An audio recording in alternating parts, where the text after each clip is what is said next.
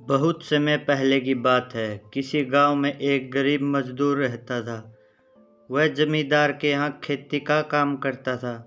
उसे बहुत कम मेहनत मिलता था।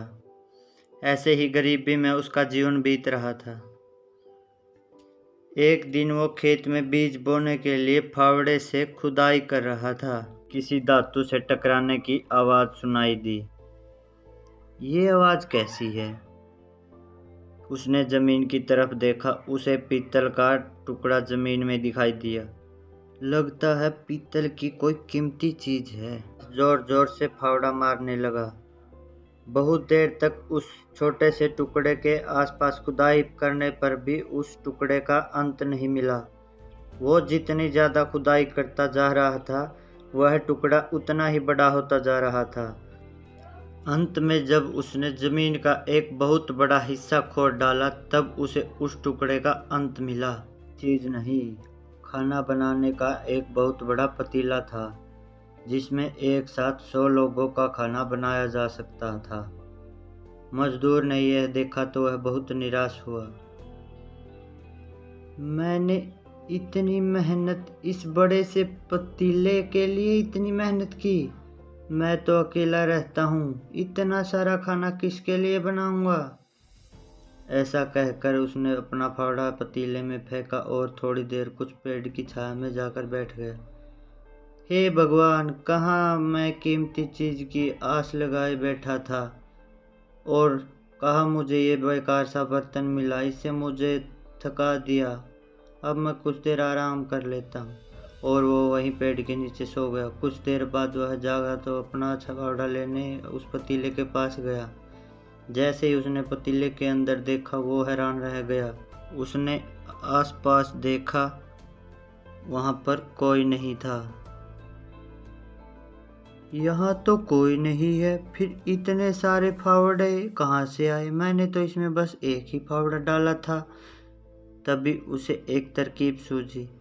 फावड़े गिन कर निकाले। ये 99 और ये 100 हो। फिर उनमें से एक फावड़ा उठाकर उस पतीले में डाल दिया। फावड़ा डालते ही वो 1 से 100 बन गए। देखते ही देखते मजदूर समझ गया कि ये कोई जादुई पतीला है, जिसमें कुछ भी डाला जाए तो वो 100 गुना हो जाता है। अरे वाह, ये तो जादुई पतीला है। इसे तो मैं अमीर हो जाऊंगा। पतीले को अपने घर ले आया। अब वो रोज जादुई पतीले में 1 से फावड़ा डालता और उसके 100 हो जाने पर उसे बाजार में बेच आता। वहाँ भी काम करना बंद कर दिया। एक दिन जमींदार को उस पतीले के बारे में पता चला तो वह उस मजदूर के घर गया। मजदूर, मेरा जादुई पतीला वापस दो। लेकिन ये पतीला तो मुझे मिला है। ये पतीला तो मेरे खेत में खुदाई करते वक्त मिला था, इसलिए ये मेरा हुआ। ऐसा कहकर उसने मजदूर को धक्का देकर गिरा दिया और पतीला ले लिया।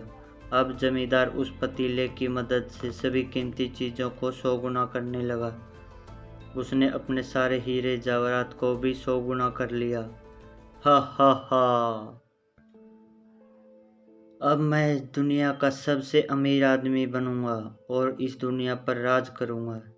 जैसे जमींदार को मजदूर के बारे में पता चला था, वैसे ही वहाँ के राजा को जमींदार के बारे में पता चल गया और वह कुछ सैनिक लेकर जमींदार के वहाँ पहुँच गया। जमींदार, ये जादुई पतीला राज्य की जमीन से निकला है और इस राज्य पर हर वस्तु पर मेरा अधिकार है, इसलिए ये पतीला मेरा हुआ। ये कहकर उसने जमींदार को धक्का देकर गिरा दिया और पतीला लेकर अपने महल लौट आया। राजा मजदूर और जमींदार से भी ज़्यादा लालची था। उसने अपने सैनिकों से कहकर पहले महल के सभी हीरे जवाहरात को 100 गुना किया, फिर उस 100 गुना हीरे जवाहरातों को भी 100 गुना कर लिया। जवाहरातों का उसके पास हीरे जवाहरातों का बहुत बड़ा भंडार हो गया। एक दिन राजा जादुई पतीले के पास खड़ा था। तभी उसे ख्याल आया, देखने में तो ये पतीला एकदम साधारण सा पतीला है, पतीला लगता है, फिर इसमें ऐसा क्या है जो इसे जादुई बनाता है? मुझे पता लगाना चाहिए। हो सकता है मुझे कुछ ऐसा रहस्य पता चले जिससे और कोई धनवान हो जाऊं। मुझे इसकी जांच करनी चाहिए। ये सोचकर उसका चेहरा चमकने लगा और वो उस पतीले में कूद गया। वो पतीले के हाथ मारकर उस कुबेर को उसे जांच करने लगा, पर उससे पतीले में ऐसा कुछ नहीं दिखा।